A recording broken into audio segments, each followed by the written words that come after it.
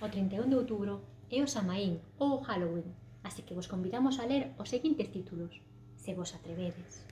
Na Bebetica Infantil, Feliz Halloween, de Liesbeth Sleggers. Sabedes o que celebramos o último día de outubro? Atrevédevos a pasalo de medo.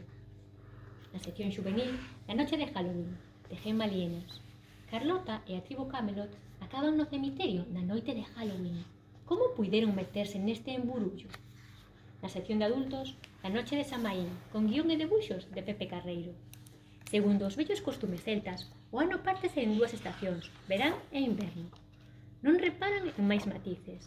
E é a noite de Samaín, a que ademais de separar o ano, confunde o mundo do máis aló con o noso mundo terreal. Que lles acontecerá aos barbanzóns, os habitantes do castro de Baroña nesta noite?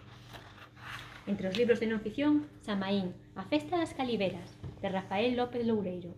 Trátase do primeiro estudo de Samaín, a festa milenaria de orixe celta, recuperada en Cedeira hai máis dunha década.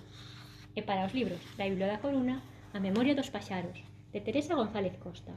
A aparición dun mozo inconsciente nunha reserva de aves a noite do Samaín coincide cunha serie de fenómenos extraños que se empezan a dar na vila.